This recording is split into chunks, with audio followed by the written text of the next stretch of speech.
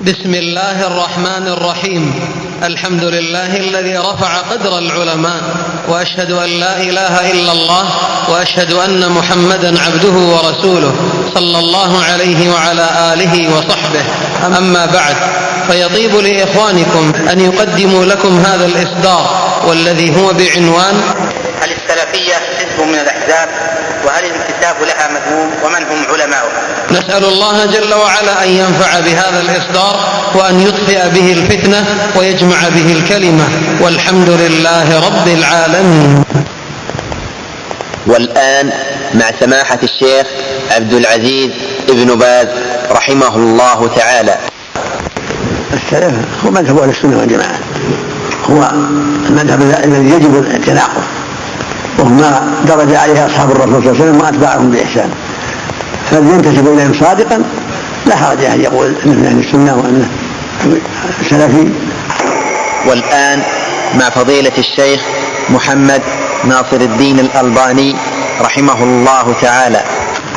فبشره بأني أنا أصر بأنني أنا سلفي على الكتاب والسنة وعلى منهج السلف الصالح، ومن لم يتبنى هذا المذهب فلا فرق بينه وبين الرافضة.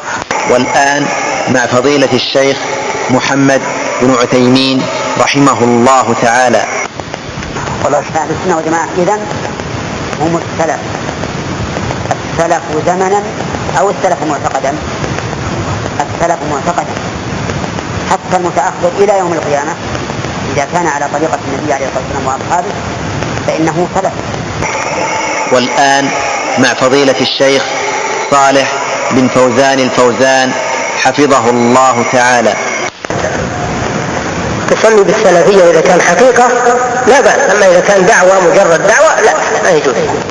أما الفرقة الناجية أهل السنة والجماعة، ولا ينطبق هذا الوصف أهل السنة والجماعة إلا على الفرقة السلفية الذين سلكوا منهاج رسول الله صلى الله عليه وسلم وأصحابه. السلفية هي الفرقة الناجية، هم أهل السنة والجماعة، ليست حزبا من الأحزاب التي تسمى الآن أحزابا، وإنما هم جماعة على السنة وعلى الدين. قلت لذلك لا تجد في كل الطوائف الموجودة حتى ممن ينتمون إلى أهل السنة والجماعة يجرؤون على أن يقولوا أنا سلفي، بل أن يقولوا على منهج السلف الصالح، يأبون علينا هذا، يقولون كتاب سنة، لأنهم أنا أعتقد هذه العقيدة ولعله لأول مرة أفصح بها، كما أنه لا يكفي الاعتماد على القرآن لأن السنة مبينة للقرآن، كذلك لا يكفي في آخر الزمان أن نعتمد على الكتاب والسنة، لأن منهج السلف يبين الكتاب والسنة أيضا.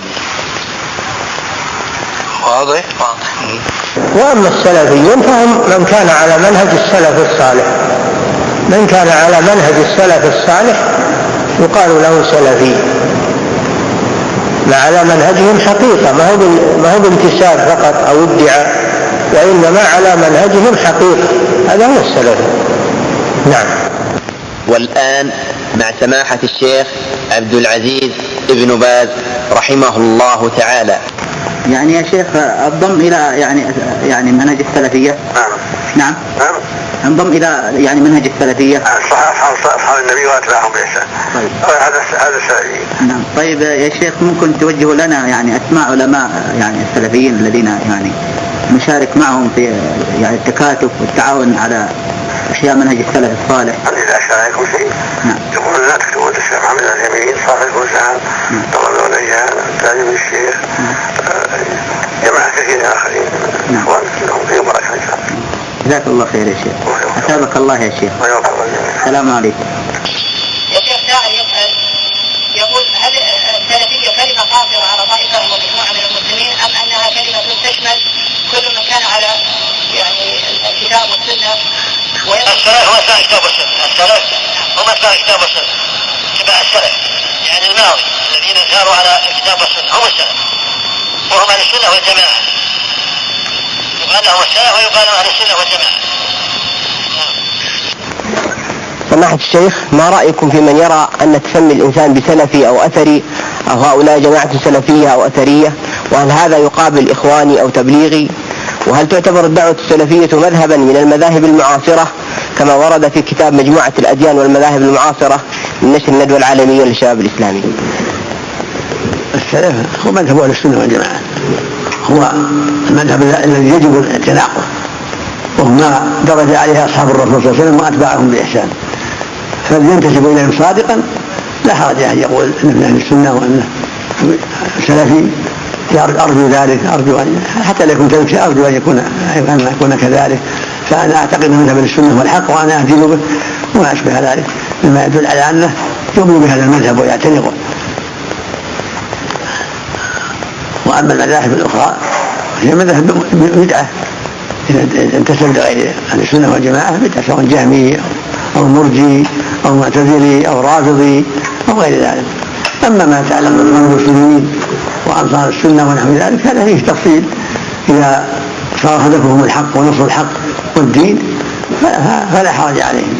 أما التعصب للإخوانية أو لغيرها لأنه انتسبوا إليهم ولو خالف الحق فلا يجوز، خلاف أهل السنة والجماعة. الواجب على الإخوان المسلمين أن ينصروا الحق وأن يكون مذهبهم نصر الحق من قال به ومع من قال به ومع استقام عليه. هذا هو الواجب على الإخوان المسلمين.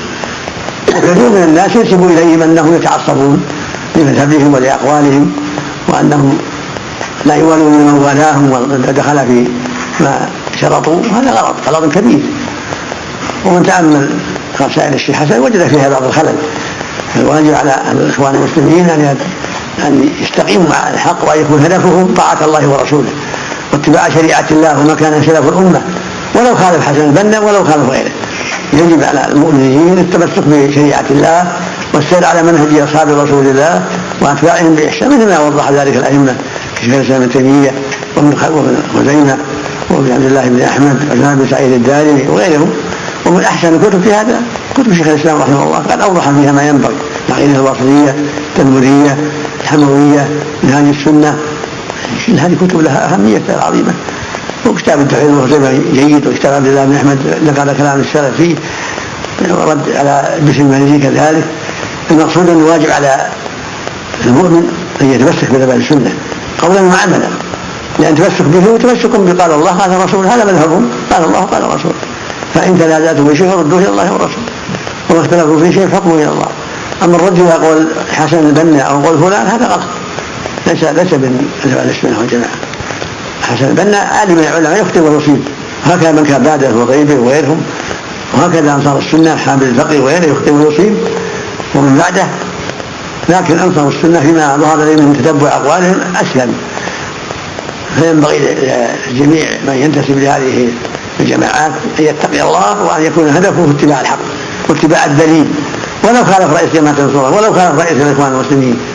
يجب أن يكون الحق في قلبه فوق الجميع، يكون النص من كتاب الله وسنة الرسول فوق الشيخ حسن وفوق الشيخ حامد وفوق الشيخ الآخر والآخر. يكون النص هو العمدة عند التنازع، يرجع إلى النص من قال الله قال رسوله. فإن تنازعتم في شيء فردوه، ويكون قائم بقلبه اتباع السلف، لا مذهب الإخوان ولا مذهب أنصار السنة ولا سيد ولا عمر. لكن ما أصابوا فيه هذا علم الرأس يوافقون فيه ويشهرون عليه، وما أخطأوا فيه ينبهون عليه وقال لهم يا أخواني كذا يا أخواني كذا، حسبكم كذا، عليكم لا تفرقوا المسلمين، عليكم باتباع الحق، عليكم باتباع السلف الصالح، كونوا أمة واحدة واعتصموا بحبل الله جميعا ولا تفرقوا. سماحة الوالد، كيف تأثرت هذه البلاد بالدعوات الوافدة كدعوة الإخوان ودعوة التبليغ، مع العلم بأن هذه البلاد وعلمائها كأئمة الدعوة وتلاميذهم على منهج سلفي صحيح؟ المخالطة تؤثر، المخالطة وكثرة ورود العالم إلى هذه البلاد، كثرة المسافرين، قلة العلم يؤثر على الناس. هذا التأثر ما يستغرب من كثرة الوافدين والمسافرين والمخالطين والدعوات التي تنشر في الكتب وفي الصحف وفي الإذاعات. لكن من تمسك بالحق وصار على بصيرة لا تؤثر عليه. هل من يضع القوانين؟ كثرة الاشتباه، كثرة الوافدين والمؤلفات والقيل والقال، هذا يوجب الحذر، يوجب التثبت، يجعل على طالب العلم العناية بكلمات الإسلام وكثرة المراجعة وحل المشاكل بالأدلة، وهذا يتساهل في هذا الأمر. ولا مانع من كونه يناظر أخاه ويبحث مع أخيه ويكون الهدف السنة والكتاب لا قول فلان ولا فلان. إذا أشكل عليه يراجعوا الأدلة، هكذا أهل العلم تناظروا ورجعوا الحق في عهد أحمد وفي عهد ابن مبارك وفي عهد التابعين وفي عهد الصحابة، ما يستنكر هذا. نعم. ما في شيء من أخطرها قلة العلم، لكن هو أخطرها. والآن مع فضيلة الشيخ صالح بن فوزان الفوزان حفظه الله تعالى. أحسن الله إليكم صاحب الفضيلة. هذا سائل أغلظ علينا في سؤاله، فقال: أقسم بالله لأشكينك إلى ربي يوم القيامة بكتمك لي، أرجو منك تكرما وأمرا أن تلقي هذا السؤال على الشيخ بحيرة الزائدة فيها. لا حول ولا قوة إلا بالله. الله يسمعنا على الخير. نعم. نستمر فيه شيخ. نعم. قال: فأرجو وأرجو وأرجو أن تطرحه، أرجو أن تطرحه. أي هذا خير إن شاء الله. إن كان نحن نعرف الجواب أجبنا ولا قلنا الله أعلم. نعم. يقول: عندنا مدرس يقول إنه سلفي، وإن جماعة التبليغ مبتدعين، والإخوان وسيد قطب وطارق السويدان ضالين مبتدعين، وهم من الإخوان. يقول: من هم الإخوان ومن هم السلفيون ومن هم جماعة التبليغ؟ وضح لي ذلك يا شيخنا، فقد زادت حيرتي وتشككت في ديني وفي زملاء الصالحين وفي علمائنا، فهل كلامه صحيح؟ فيه كتب يا أخي، فيه كتب مؤلفة تبين من هم الإخوان المسلمون وما هو منهجهم، وفيه كتب تبين من هم جماعة التبليغ وما هو منهجهم. اطلبها من الأسواق واقرأها وتعرفهم إن شاء الله تعالى. تعرف من هم جماعة التبليغ وما هو منهجهم، وتعرف من هم الإخوان المسلمين وما هو منهجهم. وأما السلفيون فهم من كان على منهج السلف الصالح.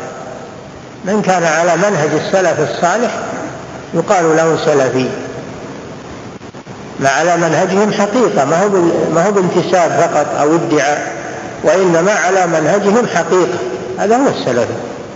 نعم. فيه كتب معينة. نعم. فيه كتب عن التبليغيين، كتاب لمحمد أسلم رحمه الله الداعية الباكستاني، وكتاب لتقي الدين الهلالي المغربي، وكتاب للشيخ حمود بن عبد الله التويجري رحمه الله عن جماعة التبليغ ومنهجهم، مكتوبا عنهم كتابات. الإخوان المسلمون أيضا عنهم كتابات بينت منهجهم، منها كتبهم هم. اقرأ من كتبهم وتعرف دعوتهم ومنهجهم وما هم عليه. كتب البنا مذكراته، كتب سيد قطب وخصوصا معالم في الطريق، هو الذي كتب هذا وبين منهجه.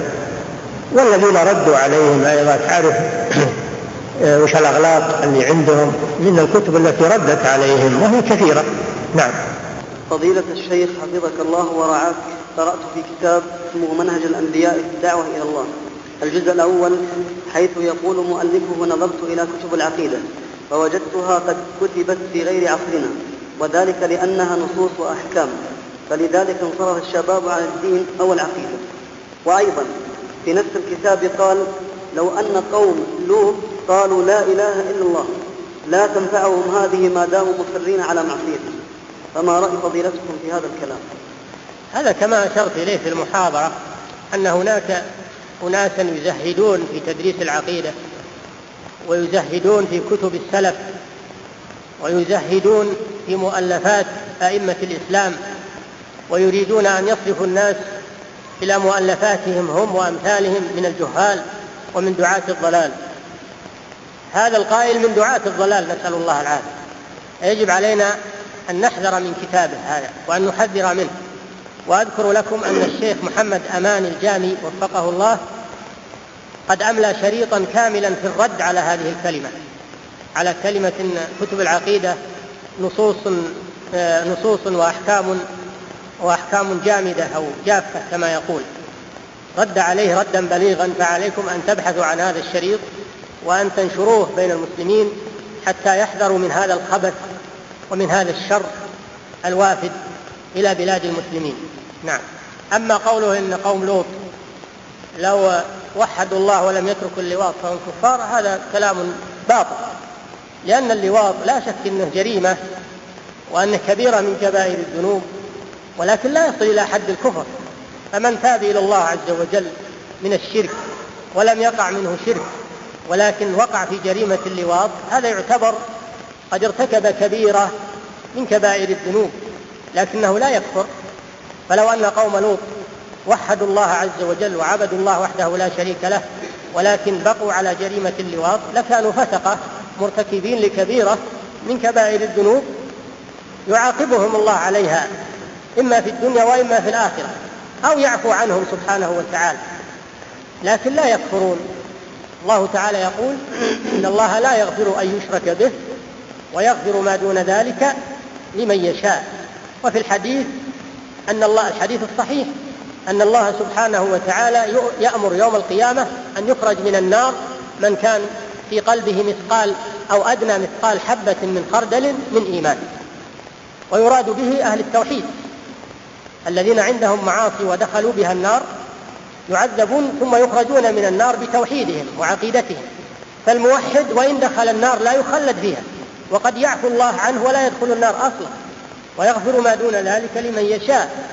فهذه الكلمة كلمة جاهل أو كلمة أحسن ما نحمله عليه الجهل، أحسن ما نحمله عليه الجهل، والجهل داء وبيل والعياذ بالله. وهذه آفة كثير من الدعاة اليوم الذين يدعون الله على جهل، يقعون في مثل هذا ويكفرون الناس بدون سبب ويتساهلون في أمور التوحيد. انظروا هذا الجاهل، هذا الجاهل يتساهل في العقيدة ويعظم أمر اللواط. أيهما أشد؟ هل الشرك أشد أو اللواط أشد؟ نسأل الله العافية. نعم.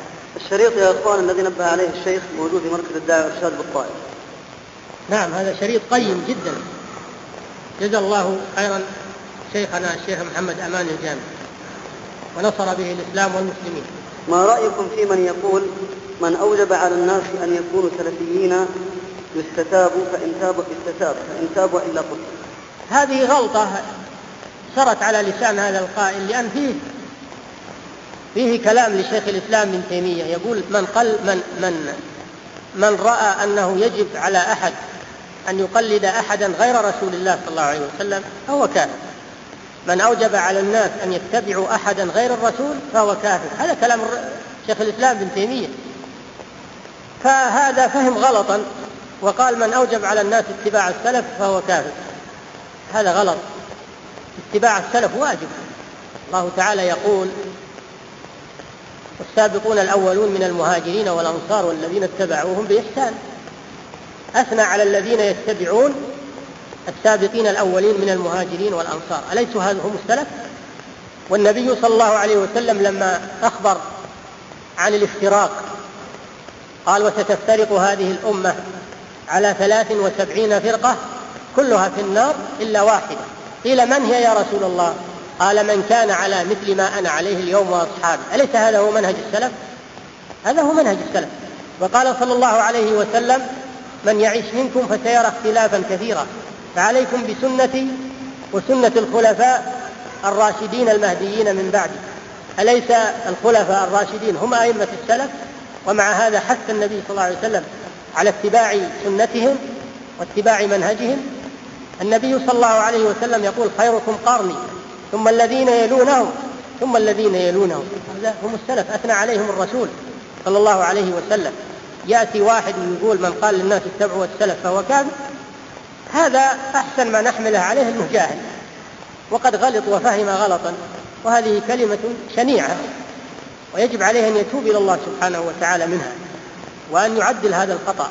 اتباع السلف أمر محمود ومطلوب وواجب، لكن من يوجب على الناس أن يتبعوا شخصا معينا يعني واحد غير الرسول صلى الله عليه وسلم هذا هو اللي فيه الكلام. لأن الله إنما أمرنا اتباع الرسول صلى الله عليه وسلم، واتباع من اتبع الرسول صلى الله عليه وسلم، والسلف متبعون للرسول صلى الله عليه وسلم. نعم. فضيلة الشيخ، لقد أعرض كثير من الشباب عن قراءة كتب السلف الصالح وتصحيح العقيدة عليها، مثل كتاب السنة لابن أبي عاصم والإبانة لابن بطة وغيرها من كتب السلف الصالح التي توضح منهج أهل السنة والجماعة وموقفهم من السنة وأهلها والبدع وأهلها، وانشغلوا عنها بقراءة كتب ما يسمون بالمفكرين والدعاة التي يوجد فيها ما ينقض ما في كتب السلف ويقرر خلافها. فبماذا توجهون هؤلاء الشباب؟ وما هي الكتب السلفية التي تنصحونهم بقراءتها وبناء العقيدة وتصحيحها عليها؟ هذا السؤال متفرع عن السؤال السابق، وهو أنه لما عرفنا أنه يجب العناية بالعقيدة، تعلم العقيدة وتعلم ما يجب على الإنسان نحو هذه العقيدة، فإنه يأتي السؤال: ما هي المصادر التي تؤخذ منها هذه العقيدة؟ ومن هم الذين نتلقى عنهم هذه العقيدة؟ المصادر التي تؤخذ منها عقيدة التوحيد وعقيدة الإيمان هي الكتاب والسنة ومنهج السلف الصالح، فإن القرآن قد بين العقيدة بيانا شافيا، وبين ما يخالفها وما يضادها وما يخل بها، وشخص كل الأمراض التي تخل بالعقيدة. وكذلك سنة الرسول صلى الله عليه وسلم، سيرته ودعوته وأحاديثه صلى الله عليه وسلم كلها حول تصحيح العقيدة وتصحيح الأعمال وبيان ما يجب أن يكون عليه المسلم. وكذلك السلف الصالح من الصحابة والتابعين وأتباعهم والقرون المفضلة قد اعتنوا بتفسير القرآن وتفسير السنة وأخذ العقيدة الصحيحة منها وتبيينها للناس، فيرجع بعد كتاب الله وسنة رسوله صلى الله عليه وسلم إلى كلام السلف الصالح، وهو مدون ومحفوظ في كتب التفسير وشروح الحديث، ومدون أيضا باختصاص في كتب العقائد.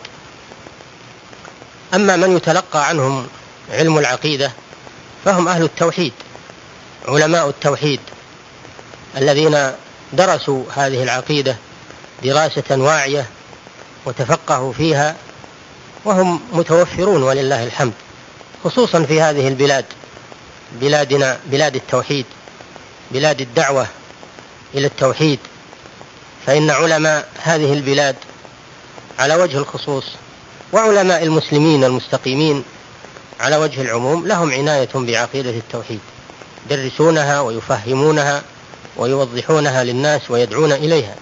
الرجوع إلى أهل التوحيد وإلى علماء التوحيد الذين سلمت عقيدتهم وصفت عقيدتهم هم الذين تؤخذ عنهم عقيدة التوحيد بالتعلم والسؤال والتفهم منهم. أما الانصراف عن كتب العقيدة إلى كتب الثقافات العامة والأفكار المستوردة من هنا وهناك فهذه لا تغني شيئا، هذه كما يقول القائل: لحم جمل غث فوق جبل صعب. هذه كتب لا يضر الجهل بها ولا ينفع العلم بها، ولكن من تضلع بعلوم التوحيد وعلوم العقيدة والعلوم الشرعية وأراد أن يطلع عليها من باب معرفة نعمة الله سبحانه وتعالى عليه، وكيف أن الله علمه العقيدة الصحيحة وحرم هؤلاء الذين اشتغلوا بالقيل والقال وملأوا الكتب والصحف بالكلام الذي لا طائل تحته وشره أكثر من خيره. فلا يجوز لطالب العلم والمبتدئ بالخصوص أن يشتغل بهذه الكتب، لأنها لا تسمن ولا تغني من جوع، وإنما تأخذ الوقت وتشتت الفكر وتضيع الزمان على الإنسان. فالواجب على الإنسان أن يختار الكتب النافعة والكتب المفيدة والكتب التي تعتمد على كتاب الله وسنة رسوله صلى الله عليه وسلم. فالعلم ما قال الله وقال رسوله. قال الإمام ابن القيم: العلم قال الله قال رسوله قال الصحابة هم أولي العرفان. ما العلم نصبك للخلاف سفاهة بين النصوص وبين رأي فلان. هذا هو العقيدة الصحيحة، وهذه مصادرها، وهؤلاء هم رجالها.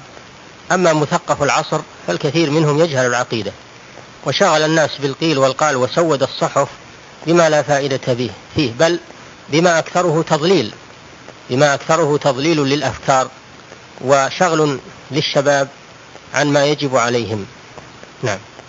كثير من الشباب اليوم زهدوا في متابعة الدروس العلمية المسجلة ولزوم دروس أهل العلم الموثوقين، واعتبروها غير هامة أو قليلة النفع، واتجهوا إلى ما تسمى بالمحاضرات العصرية التي تتحدث عن السياسة وأوضاع العالم، لاعتقادهم أنها أهم لأنها تعتني بالواقع. فما نصيحتكم لهؤلاء الشباب؟ هذا كما سبق، الاشتغال بالمحاضرات العامة وبالصحافة وبما يدور في العالم، الاشتغال بهذا دون علم بالعقيدة ودون علم بأمور الشرع، هذا تضليل وضياع.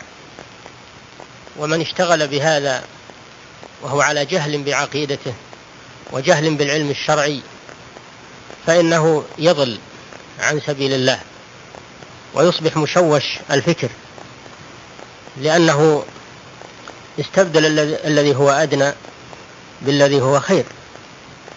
الله سبحانه وتعالى أمرنا بتعلم العلم النافع أولا: فاعلم أنه لا إله إلا الله، استغفر لذنبك وللمؤمنين والمؤمنات، قل هل يستوي الذين يعلمون والذين لا يعلمون، إنما يتذكر أولو الألباب، إنما يخشى الله من عباده العلماء، إلى غير ذلك من الآيات، وقل ربي زدني علما، إلى غير ذلك من الآيات التي تحث على طلب العلم المنزل في كتاب الله وسنة رسول الله صلى الله عليه وسلم، لأن هذا هو العلم النافع المفيد في الدنيا والآخرة.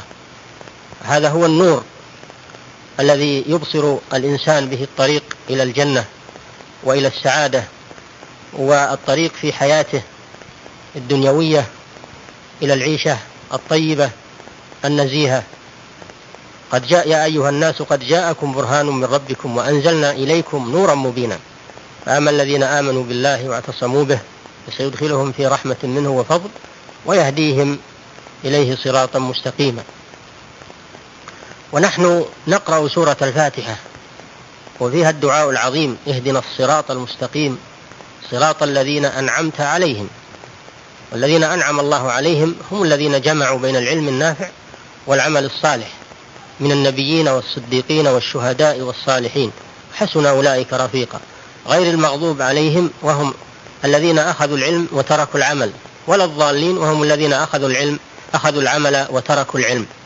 فالصنف الأول ضال، الصنف الأول مغضوب عليه لأنه عصى الله على بصيرة، والصنف الثاني ضال لأنه عمل بدون علم، ولم ينجو إلا الذين أنعم الله عليهم وهم أهل العلم النافع والعمل الصالح.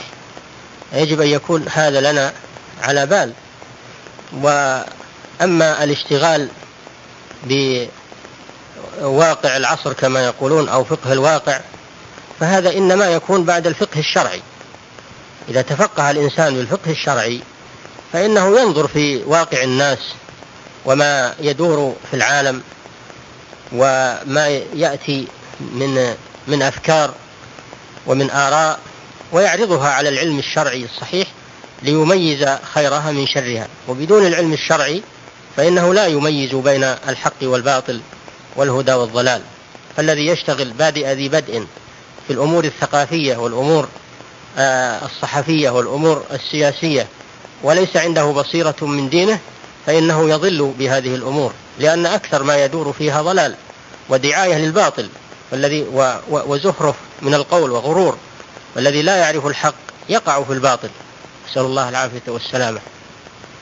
ما هي الضوابط الشرعية التي يحافظ بها المسلم على التزامه وتمسكه بمنهج السلف الصالح وعدم الانحراف عنه والتأثر بالمناهج الدخيلة المنحرفة؟ الضوابط الشرعية تفهم من مجموع ما سبق الكلام فيه، وذلك بأن يرجع الإنسان إلى أهل العلم وأهل البصيرة، تعلم عليهم ويستشيرهم ويعرض عليهم ما يجول في فكره من أمور ليستصدر رأيهم في ذلك. ثانيا من الضوابط كذلك التروي في الأمور وعدم العجلة وعدم التسرع في الحكم على الناس، وإنما يتثبت الإنسان. قال الله سبحانه وتعالى: يا أيها الذين آمنوا إن جاءكم فاسق بنبأ فتبينوا أن تصيبوا قوما بجهالة فتصبحوا على ما فعلتم نادمين. قال سبحانه وتعالى: يا أيها الذين آمنوا إذا ضربتم في سبيل الله فتبينوا ولا تقولوا لمن ألقى إليكم السلام لست مؤمنا تبتغون عرض الحياة الدنيا فعند الله مغانم كثيرة كذلك كنتم من قبل فمن الله عليكم فتبينوا إن الله كان بما تعملون خبيرا. تبينوا أي تثبتوا مما بلغكم، ثم إذا ثبت فعليكم بمعالجته بالطرق الكفيلة بالإصلاح والصلاح، لا بالطرق المعنفة أو الطرق المشوشة. والنبي صلى الله عليه وسلم يقول: يسروا ولا تعسروا وبشروا ولا تنفروا. قال صلى الله عليه وسلم: إنما بعثتم مبشرين لا منفرين. قال صلى الله عليه وسلم لبعض فضلاء أصحابه: إن منكم لمنفرين أيكم أما الناس فليخفف فإن فيهم المريض والضعيف وذا الحاجة. على كل حال الأمور تعالج بحكمة وروية ودراية وخبرة، ولا يصلح لكل أحد أن يدخل في مجال لا يحسن التصرف فيه. وكذلك من الضوابط أن الإنسان يتزود من العلم النافع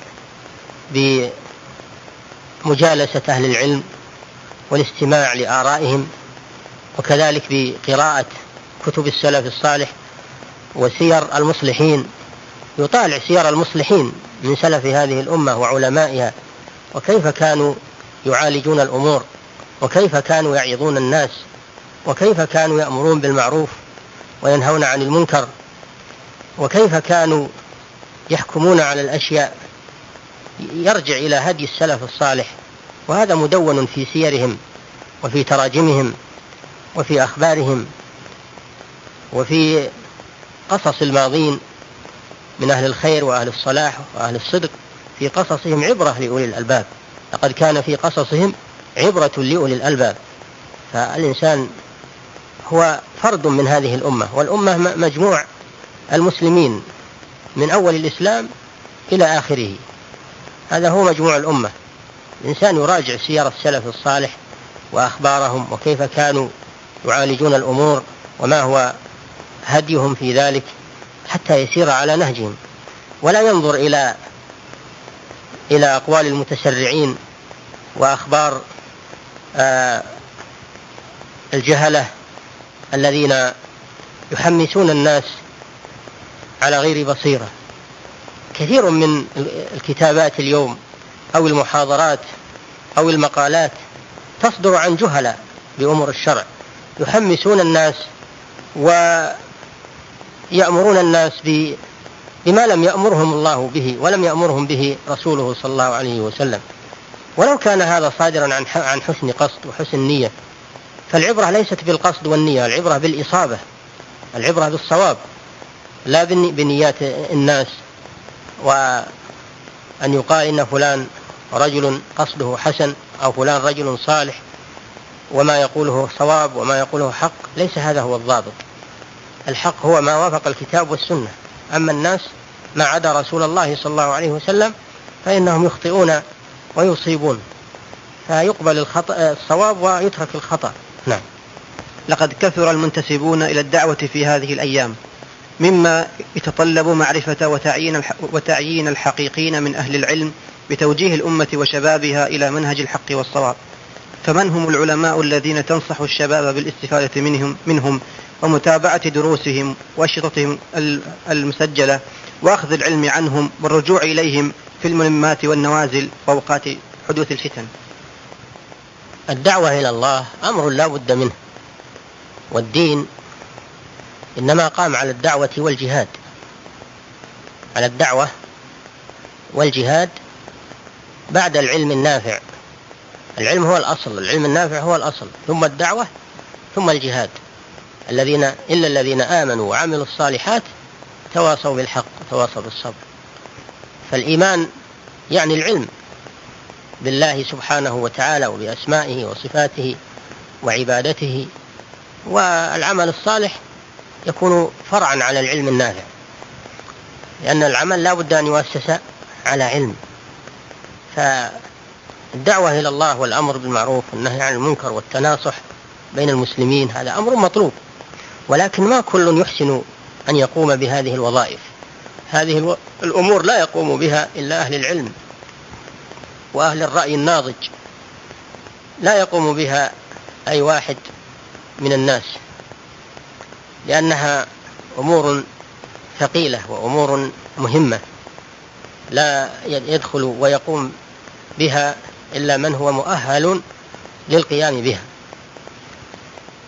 ومن المصيبة اليوم أن باب الدعوة صار بابا واسعا كل يدخل منه ويتسمى بالدعوة، وقد يكون جاهلا لا يحسن الدعوة فيفسد أكثر مما يصلح. قد يكون متحمسا يأخذ الأمور بالعجلة والطيش فيتولد عن فعله من الشرور أكثر مما عالج وما قصد إصلاحه. بل ربما يكون ممن ينتسبون إلى الدعوة من لهم أهواء وأغراض يدعون إليها ويريدون تحقيقها على حساب الدعوة. ربما أن بعضهم يريد تضليل الناس والتشويش على أفكار الشباب باسم الدعوة وباسم الغيرة للدين، وهو يقصد خلاف ذلك، يقصد الانحراف بالشباب والانحراف بأفكار الناشئة وتنفير الشباب عن مجتمعهم وعن ولاة أمورهم وعن علمائهم، يأتيهم بطريق النصيحة وبطريق الدعوة في الظاهر وهذا قصده في الباطن، كحال المنافقين في هذه الأمة الذين يريدون بالناس الشر في صورة الخير. أضرب لذلك مثلا في أصحاب مسجد الضرار. أصحاب مسجد الضرار بنوا مسجدا في الصورة والظاهر للناس أنه مسجد وعمل صالح، وطلبوا من النبي صلى الله عليه وسلم أن يصلي فيه من أجل أن يرغب الناس به ويقره، ولكن الله علم من نيات أصحابه أنهم يريدون بذلك الإضرار بالمسلمين، ويريدون بذلك الضرار بمسجد قباء أول مسجد أسس على التقوى، ويريدون أن يفرقوا جماعة المسلمين الذين كانوا يجتمعون في مسجد قباء. فبين الله لرسوله مكيدة هؤلاء وأنزل قوله تعالى: والذين اتخذوا مسجدا ضرارا وكفرا وتفريقا بين المؤمنين وإرصادا لمن حارب الله ورسوله من قبل ولا يحلفن إن أردنا إلا الحسنى والله يشهد إنهم لكاذبون لا تقم فيه أبدا، لمسجد أسس على التقوى من أول يوم أحق أن تقوم فيه رجال يحبون أن يتطهروا والله يحب المطهرين. تبين لنا من هذه القصة العظيمة أن ما كل من تظاهر بالخير والعمل الصالح يكون صادقا فيما يفعل، وإنما يقصد من وراء ذلك أمورا أخرى عكس ما يظهر. فالذين ينتسبون إلى الدعوة اليوم فيهم مضللون يريدون انحراف بالشباب، يريدون صرف الناس عن الدين الحق، يريدون تفريق جماعة المسلمين، يريدون الإيقاع في الفتنة.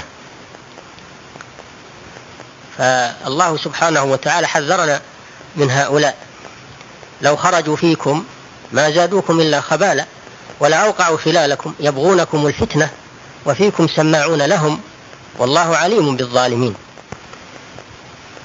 فليس العبرة بالانتساب أو بما يظهر، بل العبرة بالحقائق وبعواقب الأمور وبالأشخاص الذين ينتسبون إلى الدعوة. يجب أن ينظر فيهم أين درسوا ومن أين أخذوا العلم وأين نشأوا وما هي عقيدتهم، وتنظر أعمالهم وآثارهم في الناس، ماذا أنتجوا من الخير وماذا ترتب على أعمالهم من الإصلاح. يجب أن تدرس أحوالهم قبل أن يغتر بأقوالهم ومظاهرهم.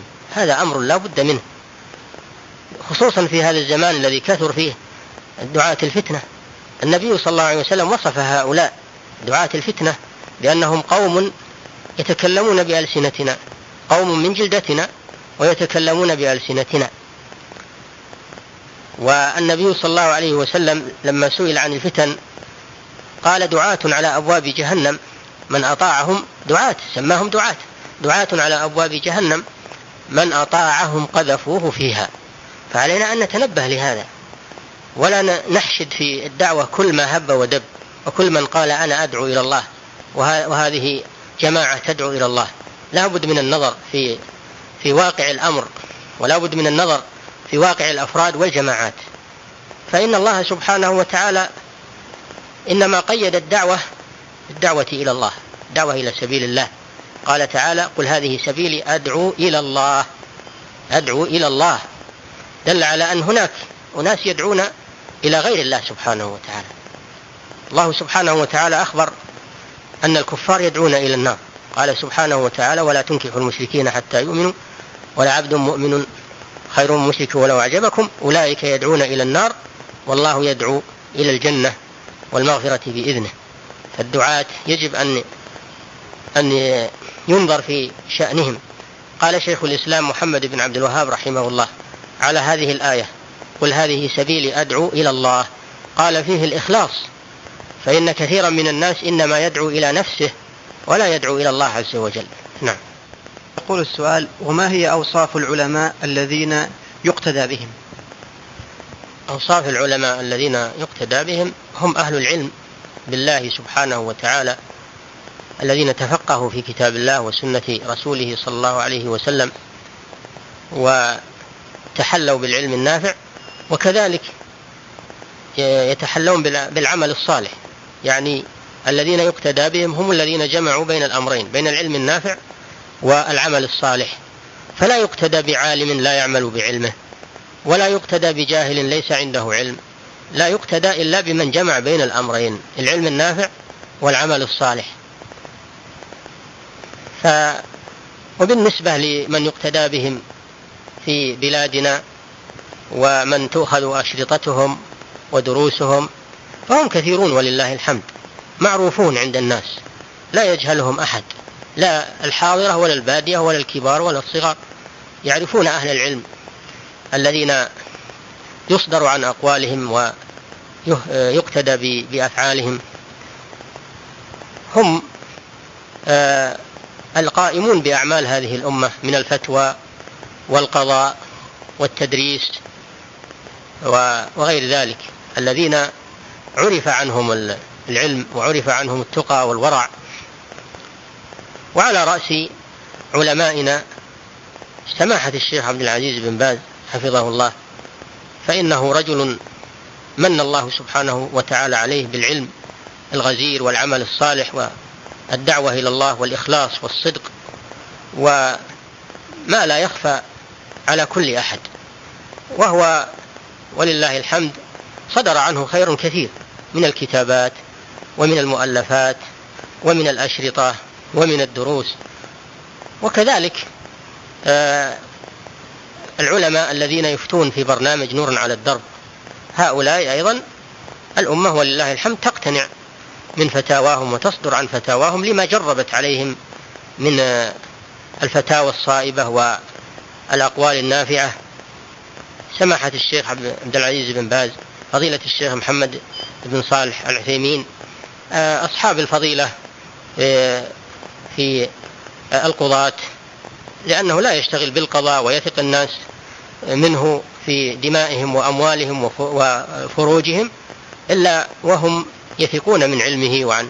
فالقضاة في المحاكم أيضا ممن يوثق بهم، لأن ولي الأمر ائتمنهم، والأمة أيضا ائتمنتهم على هذه الأمور.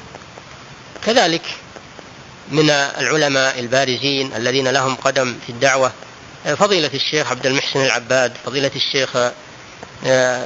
فضيلة الشيخ ربيع هادي، كذلك فضيلة الشيخ صالح السحيمي، كذلك فضيلة الشيخ محمد أمان الجامي.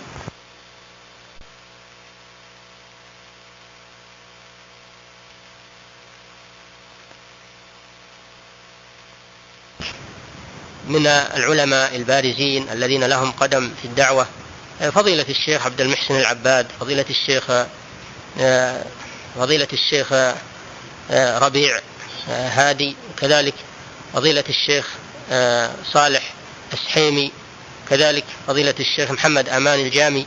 إن هؤلاء لهم جهود في الدعوة والإخلاص والرد على من يريدون الانحراف بالدعوة عن مسارها الصحيح، سواء عن قصد أو عن غير قصد. هؤلاء لهم تجارب ولهم خبرة ولهم صبر للأقوال ومعرفة الصحيح من السقيم، فيجب أن تروج أشرطتهم ودروسهم وأن ينتفع بها، لأن فيها فائدة كبيرة للمسلمين. وكل عالم لم يجرب عليه خطأ ولم يجرب عليه انحراف في سيره أو في فكره فإنه يؤخذ عنه. نعم. يزعم بعض الناس أن السلفية تعتبر جماعة من الجماعات العاملة على الساحة، وحكمها حكم بقية الجماعات، فما هو تفنيدكم لهذا الزعم؟ هذا كما ذكرنا، الجماعة السلفية هي الجماعة التي على الحق، وهي التي يجب الانتماء إليها والعمل معها والانتساب إليها، وما عداها من الجماعات يجب ألا يعتبر من جماعات الدعوة، لأنها مخالفة. وكيف نتبع فرقة مخالفة لجماعة أهل السنة وهدي السلف الصالح؟ ما خالف جماعة السلفية فإنه جماعات مخالفة لمنهج الرسول صلى الله عليه وسلم، مخالف لما كان عليه الرسول صلى الله عليه وسلم وأصحابه. فقول إن الجماعة السلفية واحدة من الجماعات الإسلامية هذا غلط. الجماعة السلفية هي الجماعة الوحيدة التي يجب اتباعها والأخذ والسير على منهجها والانضمام إليها والجهاد معها. أما عداها فإنه لا يجوز للمسلم أن ينضم إليه لأنه مخالف. وهل يرضى الإنسان أن ينضم إلى المخالفين؟ لا يرضى بهذا مسلم. الرسول صلى الله عليه وسلم يقول: عليكم بسنتي وسنة الخلفاء الراشدين المهديين من بعد. ويقول صلى الله عليه وسلم: الفرقة الناجية من كان على مثل ما أنا عليه اليوم وأصحابي. هل يريد الإنسان النجاة ويسلك غير طريقها؟ ترجو النجاة ولم تسلك مسالكها؟ إن السفينة لا تجري على اليبس. نعم. وهذا سائل يقول: فضيلة الشيخ، هل السلفية حزب من الأحزاب؟ وهل الانتساب لها مذموم؟ ومن هم علماؤها؟ السلفية هي الفرقة الناجية، هم أهل السنة والجماعة، ليست حزبا من الأحزاب التي تسمى الآن أحزابا، وإنما هم جماعة على السنة وعلى الدين، هم أهل السنة والجماعة.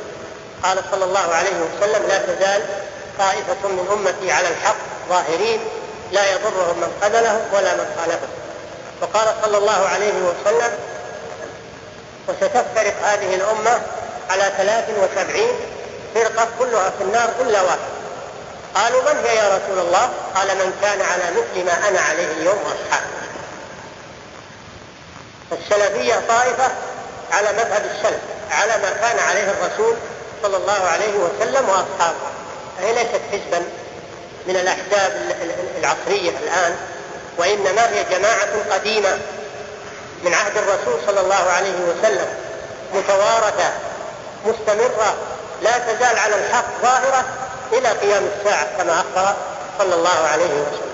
نعم. وإذا قبض العلم في آخر الزمان بموت العلماء اتخذ الناس رؤوسا جهالا فأفتوا بغير علم فضلوا وأضلوا، وتلكم خطورة عظيمة، فإنه لا يغني وجود القراء والمثقفين والمفكرين، هذا لا يغني شيئا،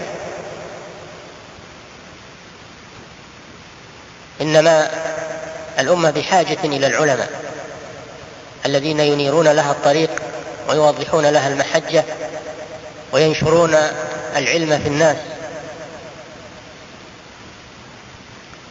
ويدعون إلى الله سبحانه وتعالى على بصيرة. أما المثقف والمفكر والمطلع القارئ الذي ليس عنده فقه وليس عنده علم، فهذا لا يجدي شيئا لأنه جاهل، فلا يعرف أحكام الحلال والحرام وأحكام الشريعة، ويعرف السنة والبدعة، ويعرف الشرك والتوحيد. فلذلك وجود هؤلاء لا قيمة له في الناس. إن كان له شيء من النافع فهو ضئيل، شيء ضئيل لا يسمن ولا يغني من جوع، بل ربما ضللوا الناس وهم يحسبون أنهم يحسنون صنعا. فالعلم لا بد منه، ولا يغني وجود المثقفين عن العلماء مهما بلغوا من الثقافة. بعض الناس قد يتوجه إلى الأفكار والكتب العصرية والثقافة ولا يهتم بأمر العلم، وربما يسمون هذا النوع من العلم يسمونه جمود، أو يسمونه تأخر، أو يسمونه ما يسمونه ويزهدون الناس فيه، يسمونه بعلم الحيض وعلم النفاس، يسمونه بأسماء ينفرون الناس منه، علم الجزئيات إلى آخر ما يقولون، حتى صرفوا كثيرا من الشباب وكثيرا عن طلب العلم النافع والاهتمام به. هذه خطورة عظيمة يجب أن نتنبه لها قبل أن يفوت الأوان، قبل أن ينقرض العلماء كما أخبر النبي صلى الله عليه وسلم، ثم لا نجد من يوضح لنا الطريق، فتضل الهداة كما قال النبي صلى الله عليه وسلم، ويتخذ الناس رؤوسا جهالا فيفتون بغير علم فيضلون ويضلون. ويا ليت هؤلاء قصر شرهم على ما ذكرنا، بل صاروا يغلطون العلماء ويجهلون العلماء ويعترضون على العلماء، مما زاد الأمر خطورة إن لم نتنبه لذلك. نسأل الله الهداية والتوفيق لنا ولهم، وأن ينير بصائرنا وبصائرهم، وأن يكفينا وإياكم وجميع المسلمين شر الأفكار المنحرفة والطرق الضالة التي يدعو إليها شياطين الجن والإنس ليضلوا الناس بها عن سبيل الله عز وجل. نعم. أيها الإخوة، إن طلب العلم كما علمتم وكما عرفتم مكانته وأهميته، ولكن جاءت الأحاديث أنه في آخر الزمان يقل الفقهاء ويكثر القراء، وجاء في الحديث أن الله سبحانه وتعالى لا يقبض هذا العلم انتزاعا من صدور الرجال، ولكن يقبض العلم بموت العلماء. فإذا لم يبق عالما أو لم يبق عالم اتخذ الناس رؤوسا جهالا فأفتوا بغير علم فضلوا وأضلوا. هذا يحذرنا من القول على الله بلا علم، وأنه لا يكفي للمفتي أن يكون قارئا فقط، بل لا بد أن يكون فقيها وعالما. حتى إذا لم يبقى عالم، في فرق بين العالم والقارئ، يقل الفقهاء ويكثر القراء. إذا لم يبقى عالم اتخذ الناس رؤوسا جهالا، سماهم جهالا مع أنهم قراء، يعني ما هو بالمقصود أنك تقرأ في الكتاب الفلاني وفتوى الشيخ فلان وكذا، ما هو هذا هو العلم. العلم أن تتفقه أنت، تتفقه يعني تفهم. العلم الفقه معناه الفهم، معناه أن تفهم حكم الله وحكم رسوله من كتاب الله ومن سنة رسوله صلى الله عليه وسلم. هذا هو العلم الصحيح. وقد ذكر الإمام ابن القيم أن قبض العلم أنواع، في مفتاح دار السعادة تكلم على العلم بكلام طويل مفيد جدا، وذكر أن قبض العلم أنواع. النوع الأول قبض العلم من القلوب، من القلوب بمعنى أنها تذهب خشية الله عز وجل من قلوب العلماء، ويبقى العلم على الألسنة فقط، لأن العلم علمان، علم على اللسان وعلم في القلب، وهو معرفة الله سبحانه وتعالى وخشيته، إنما يخشى الله من عباده العلماء. أول ما ينزع من العلم العلم الذي في القلوب، وهو علم الخشية لله سبحانه وتعالى. وإن كان اللسان عالما، فعلم اللسان إنما يكون حجة على الإنسان، أما العلم الذي ينفع فهو علم القلوب. ينزع الخشوع في آخر الزمان أو يقل، وهذا نزع للعلم. النوع الثاني من نزع العلم، النوع الثاني من نزع العلم، نزع العلم بموت العلماء، موت العلماء، انقراض العلماء حتى يقلوا أو يفقدوا في بعض الأقطار. الآن فيه بلاد كثيرة ما فيها علماء، الآن فيه بلاد إسلامية كثيرة وفيها شباب متعطشون للإسلام ولكن ما عندهم علماء، تعلمون هذا مصداق ما أخبر به صلى الله عليه وسلم، هذا مصداق ما أخبر به صلى الله عليه وسلم من قلة العلماء وقبض العلماء. وهذا مما يؤكد علينا أن نهتم بطلب العلم قبل أن يفوت وقبل أن يقبض. وما دام العلماء موجودين قبل أن يقبضوا، يجب على الشباب، على كل من عنده الإمكان، أن ينتهز فرصة وجودهم قبل أن ينقرضوا. الآن العالم في الغالب ما له قيمة، العالم في الغالب ما له قيمة عند الناس ولا في البلدان، إنسان عادي ما يطلب منه العلم، ما يسأل، ما يستفتى، ما يلح عليه بأن يعقد دروس وتعليم. إذا سكتوا عنه هو سكت، وكل سكت على ما هو عليه. هذا السبب في ضياع العلم. فلا بد من التحرك مع علمائنا، ولا بد من، حتى ولو أدى هذا إلى السفر إليهم والسفر اليوم ولله الحمد سهل جدا، وسائل النقل السريعة متوفرة، بينما كانوا في السابق يسافرون على أقدامهم من الشام إلى اليمن إلى مصر إلى المشرق إلى المغرب. الآن تصل إلى المشرق والمغرب بساعات بدل الشهور. فاللقاء بالعلماء أينما كانوا اليوم متيسر، فعلينا أن ننتهز الفرصة. القبض الثاني قبض العلم بموت العلماء، وهو ما أخبر عنه صلى الله عليه وسلم بقوله: ولكن يقبض العلم بموت العلماء حتى إذا لم يبقى عالم اتخذ الناس رؤوسا جهالا فأفتوا بغير علم فضلوا وأضلوا. والله هذا هو الواقع. الآن رؤوس جهال يتكلمون بأحكام الشريعة ويوجهون الناس ويحاضرون ويخطبون ولا عندهم من العلم شيء، إنما عندهم تهريج وتهييج، وقال فلان وقال فلان، شغلوا الناس بالقيل والقال.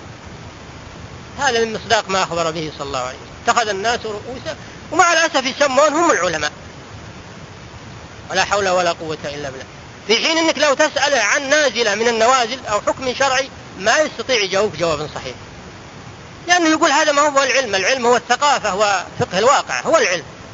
فحرموا العلم والعياذ بالله، نسأل الله العافية، حرموا العلم. القبض الثالث يقبض العلم برفع القرآن الكريم في آخر الزمان، عندما ينقرض العلماء ويفقد العلم يرفع القرآن، يسرى به من المصاحف ومن صدور الرجال، يرفع في آخر الزمان. وعند ذلك يخرب العالم، لأنه ما يبقى العالم إلا بوجود العلم النبوي، العلم الشرعي، ووجود العلماء. فإذا فقد العلم وفقد العلماء ولم يبقى في الأرض لا علم ولا علماء، حينئذ تخرب الدنيا وتقوم الساعة. لا تقوم الساعة وفي الأرض من يقول الله الله، إنما تقوم الساعة على شرار الناس. إن من شر الناس من تدركهم الساعة وهم أحياء، والذين يبنون المساجد على القبور. فهذا هو النذير الذي يحفزنا لطلب العلم ما دام موجودا، وما دام الرسول صلى الله عليه وسلم يخبرنا بهذه الأمور، ما هو من باب الاطلاع فقط، بل من باب الحث لنا على أن نأخذ حذرنا، وأن نبادر إلى استبقاء العلم وتشجيع العلماء حتى يبقى الخير في الأرض. نسأل الله عز وجل أن يوفقنا جميعا للعلم النافع والعمل الصالح، وصلى الله وسلم على نبينا محمد وعلى آله وصحبه أجمعين. هل وسائل الدعوة إلى الله توقيفية أم اجتهادية؟ بينوا لنا أثابكم الله. دعوة إلى الله توقيفية على ما جاء به الرسول صلى الله عليه وسلم، نمشي على خطوات الرسول صلى الله عليه وسلم، وذلك كما في قوله تعالى: قل هذه سبيلي أدعو إلى الله على بصيرة أنا ومن اتبعني. لابد من اتباع الرسول صلى الله عليه وسلم في الدعوة ومناهجها وخطواتها وكيف دعا الناس، ومنهج جميع الرسل من أولهم إلى آخرهم منهجهم واحد في الدعوة إلى الله. أول ما يبدأون بالتوحيد وإصلاح العقيدة، ثم تعليم الناس أحكام الشريعة، هذه الدعوة. أما أننا نأتي بطرق جديدة نقول هذه من طرق الدعوة، هذا لا يصلح، ولا يصلح آخر هذه الأمة إلا ما أصلح أولها. الذي أصلح أول هذه الأمة دعوة الرسول صلى الله عليه وسلم ومنهج الرسول، ولا يصلح آخر هذه الأمة إلا منهج الرسول صلى الله عليه وسلم. أما أننا نأتي بالتمثيليات والأناشيد والبلاوي هذه نقول هذه من طرق الدعوة، لا، هذه من طرق الدعوة عند الغرب، ما هي من طرق الدعوة عند المسلمين. نعم. والآن مع فضيلة الشيخ محمد ناصر الدين الألباني رحمه الله تعالى. عودة إلى كلام الدعوة السلفية والتسمي بالسلفية. نعم. هناك الآن من أصبح يقول أيضا شيئا جديدا غير كلمة المسلمين، يقول الآن نقول أهل السنة والجماعة، فهل يرد عليهم البحث السابق؟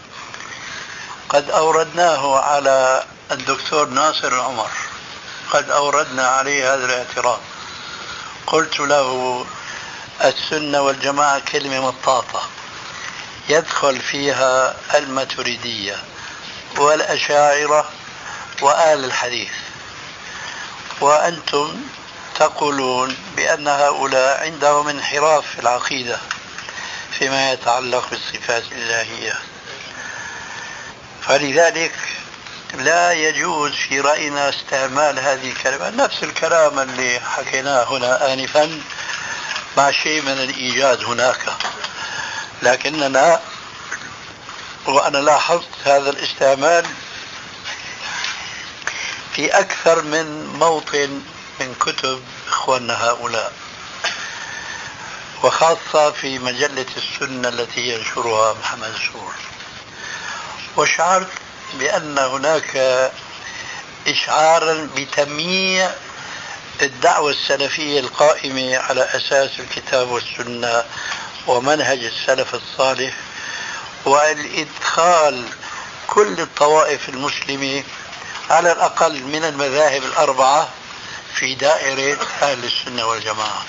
فقلنا لهم لا، هذه الكلمة يدخل فيها من يخالفنا في عقيدتنا السلفية.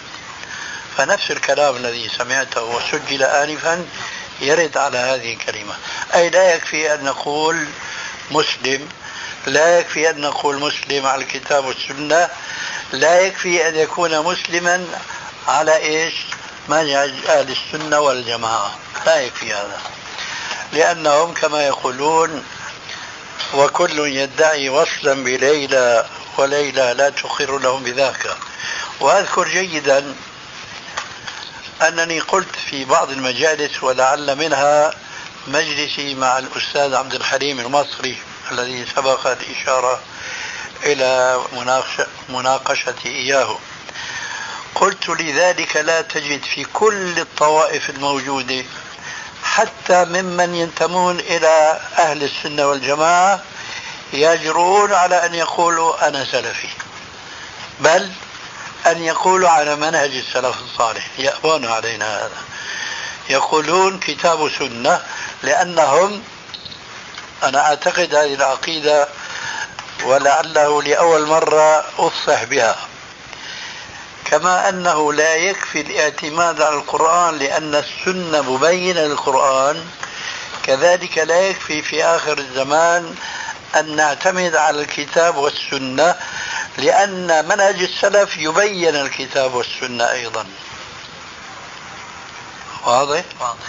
بالنسبة لمن ينتسب إلى السلف الصالح فإنما ينتسب إلى العصمة، إنما ينتسب إلى العصمة، ذلك لأن النبي صلى الله عليه وآله وسلم قد ذكر من علامة الفرقة الناجية أنها التي تتمسك على ما كان عليه رسول الله صلى الله عليه وآله وسلم وما كان عليه أصحابه، فهؤلاء هم السلف، فمن تمسك بهم كان يقينا على هدى من ربهم، ومن انتسب إليهم فهذه النسبة تشرف المنتسب إليها وتيسر له سبيل أن يكون من الفرقة الناجية، وليس كذلك من ينتسب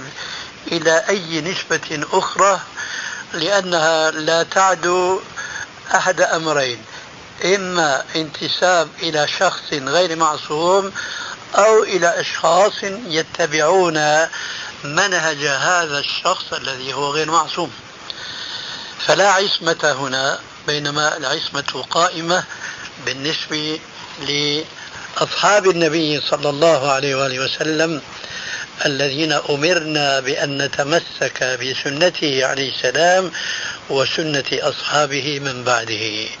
لذلك أعتقد أن الشخص المومى إليه ينبغي أن يتراجع فورا عن أن يتلفظ بمثل هذه الكلمة. وأنا كنت سمعت شريطا لبعض الدعاة المعاصرين اليوم وأظنه على منهج الكتاب والسنة، ولكنه لم يؤت فقها في الكتاب والسنة، فقرأت في الشريط أمرا غريبا أن من يصر على الانتساب هذه النسبة أنه يستتاب، فإن تاب وإلا قتل، واحتج بعبارة نقلها عن ابن تيمية رحمه الله، وتلك العبارة في واد وفهمه هو أو فتواه في واد آخر. الشاهد نحن إنما نصر ونلح أن يكون فهمنا للكتاب والسنة على منهج السلف الصالح لكي نكون في عصمة من أن نميل يمينا أو يسارا، وأن ننحرف بفهم لنا شخصي ليس هناك ما يدل عليه من كتاب الله ومن سنة رسول الله صلى الله عليه وآله وسلم. هناك يا شيخ سؤال مهم يتعلق بالدعوة السلفية، وهو غموض الدعوة السلفية في المملكة السعودية، بحيث تكونت إلى أحزاب وجماعات توالي وتعادي بعضها البعض، بحيث تكون الموالاة والمعاداة لذاك الشخص. فما رأيكم يا شيخ؟ يعني بمجرد أنه يعادي فلان تلك الجماعة تعادي هذا الشخص، وبمجرد أنه يواليه فإن الجماعة كذلك تواليه. فما رأيكم يا شيخ؟ نحن نعتقد أنه هذه المشكلة التي جدت في الأيام الأخيرة سببها تعود إلى ما ندندن نحن دائما حوله، حينما نقول بأن العالم الإسلامي لا يمكن أن يعود إليه عزه ومجده وقوته ومنعته بمجرد التكتلات والتحزبات على ما هي عليه من البعد عن أمرين اثنين. الأمر الأول البعد عن العلم الصحيح المستقى من كتاب الله ومن سنة رسول الله صلى الله عليه وآله وسلم ومما كان عليه سلفنا الصالح. هذه الركائز الثلاثة هي التي ينبغي أن يكون عليها العلم الإسلامي مستقى من الكتاب والسنة وعلى منهج السلف الصالح. ثم وهنا بيت القصيد من هذا الجواب أن يربى المسلمون على هذا الإسلام المصفى. الآن دائما نحن نؤكد وندندن، الآن أفاء المسلمون وانتبهوا لضرورة العودة إلى هذا المنهج الصحيح الذي لا منهج سواه، الكتاب والسنة وعلى ما كان عليه السلف الصالح. أفاءوا إلى هذا وانتبهوا، لكنهم بعد لم تكن الفيئة والصحوة التي ينادون بها الآن إلا كصحوة النائم أول استيقاظه ولا يزال مضطربا.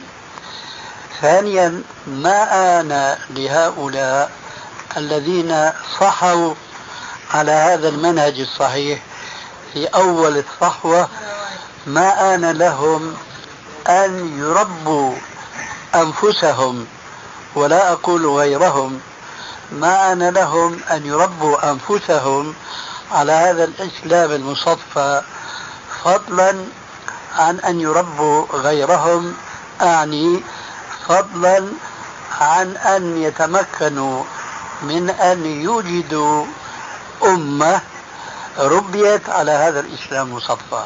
هذه هي المشكلة.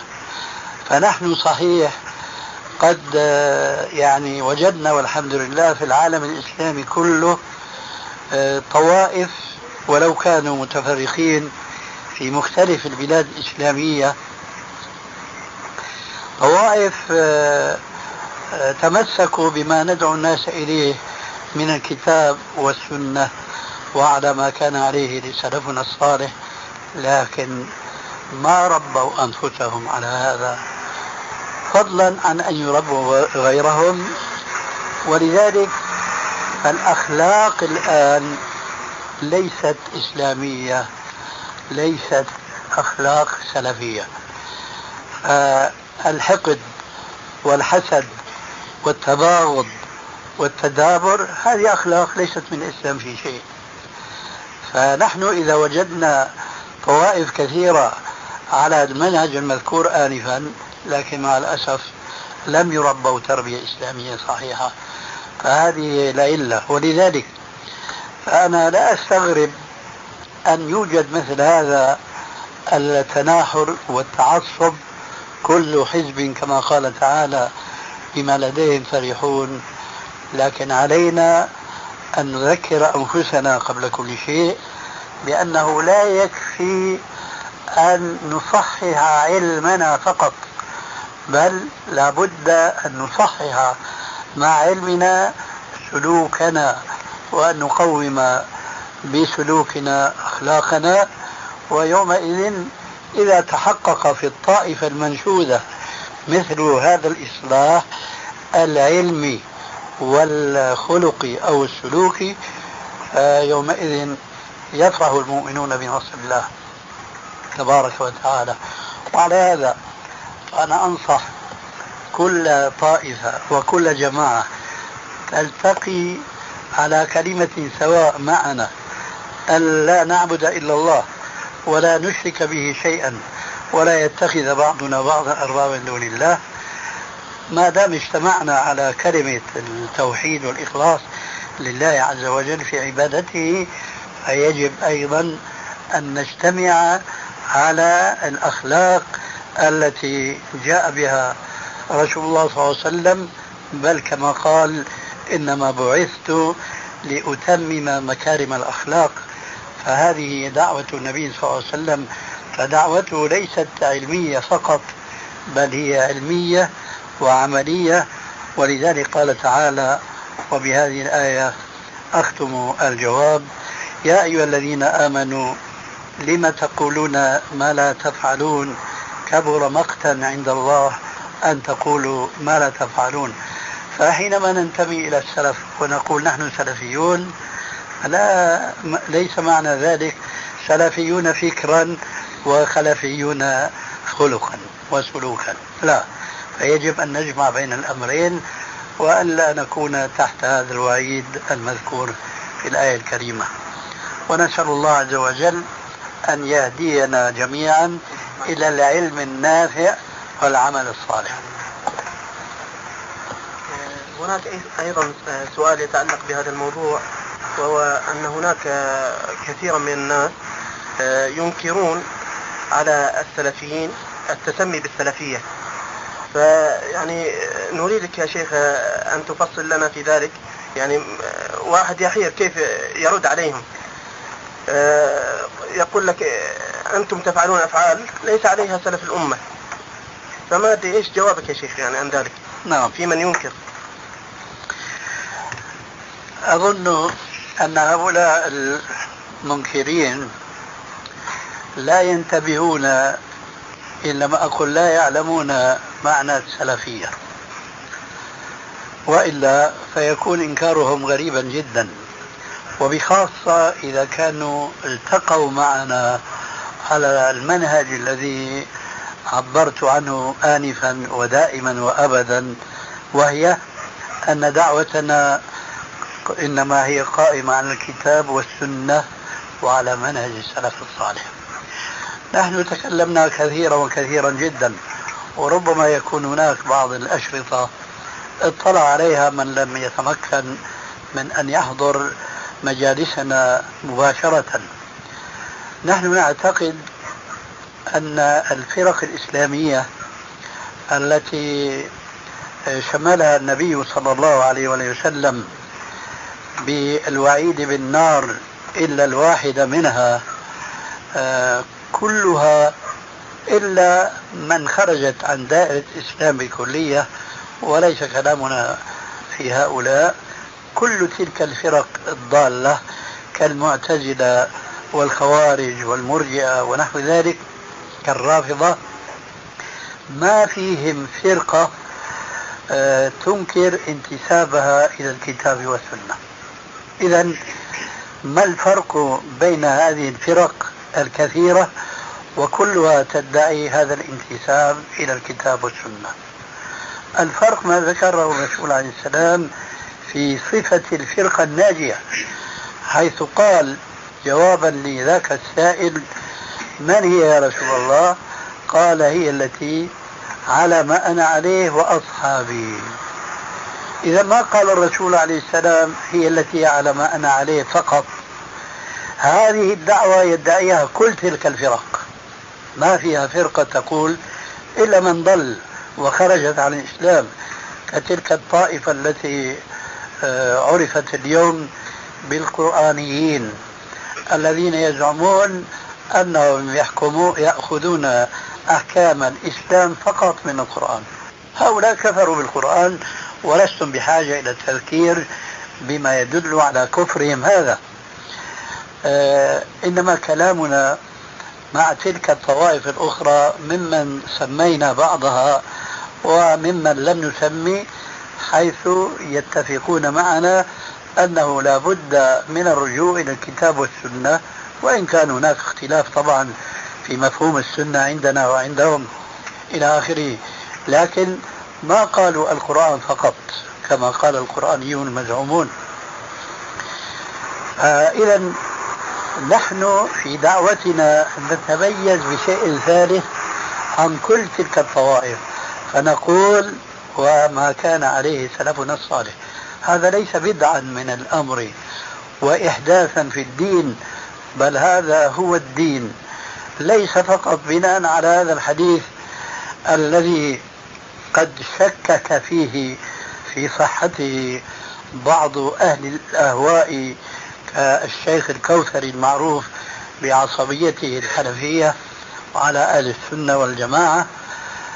ليس مستندنا فيما ذكرت آنفا على هذا الحديث فقط، بل هناك عندكم أيضا حديث العرباض بن سارية الذي فيه قال عليه السلام: فعليكم بسنتي وسنة الخلفاء الراشدين المهديين من بعدي عضوا عليها بالنواجذ. فهذا الحديث كذاك الحديث، كما أن الرسول عليه السلام لم يقل في الحديث الأول كعلامة مميزة للفرقة الناجية ما أنا عليه فقط، بل أضاف إلى ذلك وأصحابي.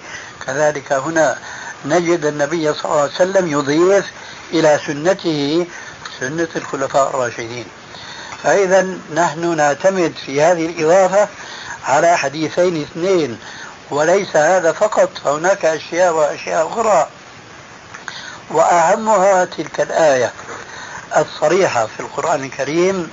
قال عز وجل: ومن يشاقق الرسول من بعد ما تبين له الهدى ويتبع غير سبيل المؤمنين نوليه ما تولى ونصره جهنم وساءت مصيرا.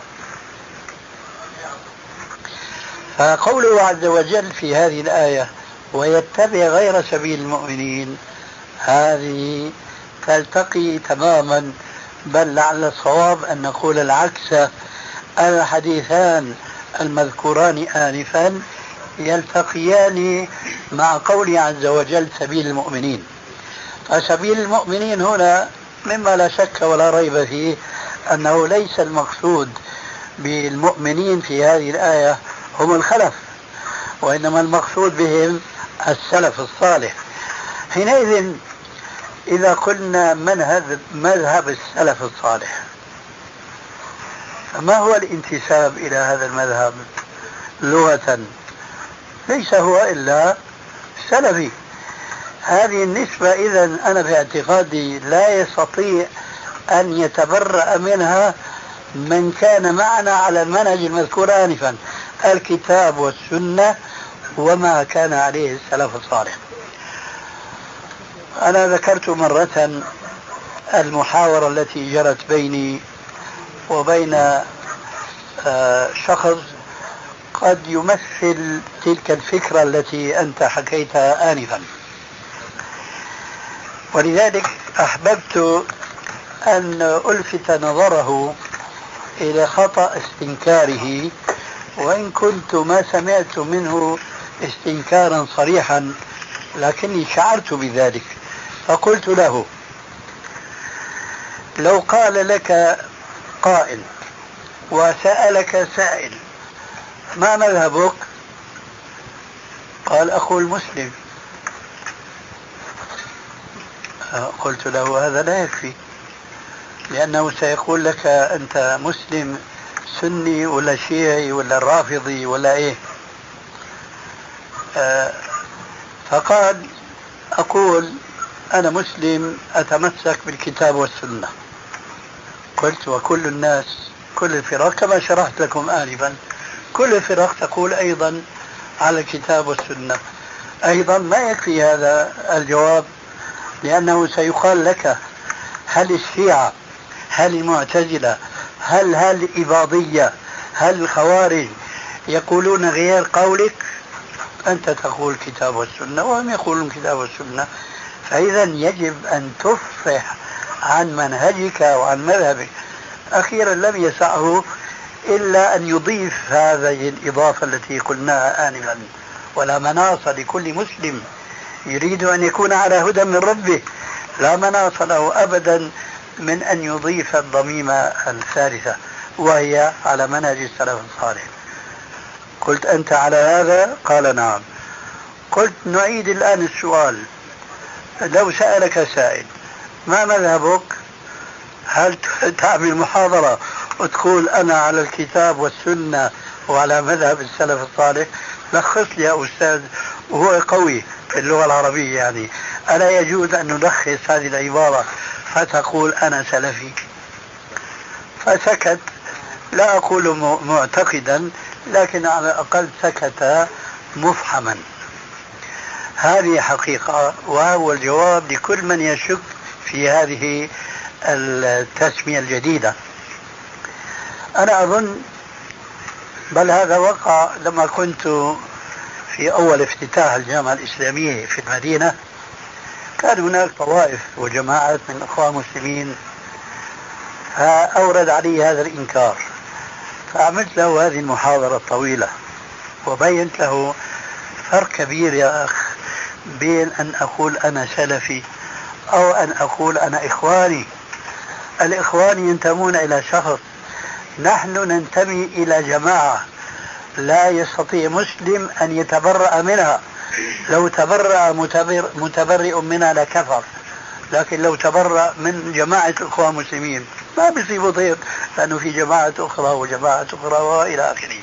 مع ذلك وهنا الشاهد، قلت له يوم ترفع هذه الانتسابات كلها، وهي كلها انتسابات غير شرعية، يرفع حنفي، شافعي، مالكي، حنفي، بعدين طرق الصوفية، القادري، نقشبندي، شاذلي، تيجاني إلى آخره، الأحزاب السياسية، أخوان مسلمين، حزب التحرير إلى آخره.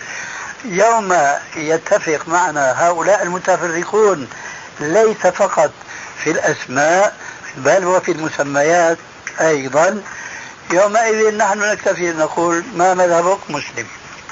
لكن الآن أنا بقول مسلم وأنت بتقول مسلم وأنا وياك مختلفون شد الاختلاف، إذا أنا لي الشرف أن أقول بحق أنا سلفي، لأني بهذه الكلمة أعبر عن منهجي الصحيح.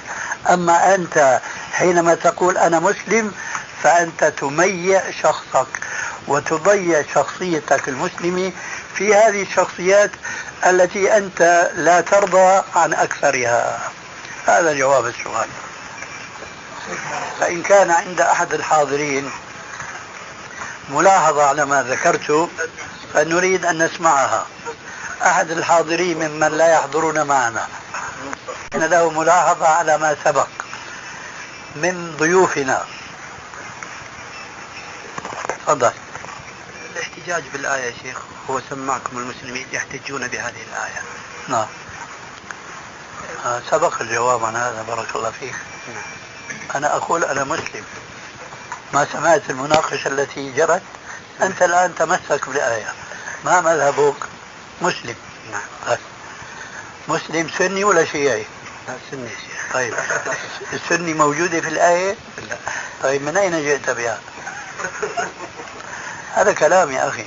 وأنا أجبت أخيرا قلت ارفعوا هذه الانتسابات كلها لنقول مسلم وبس.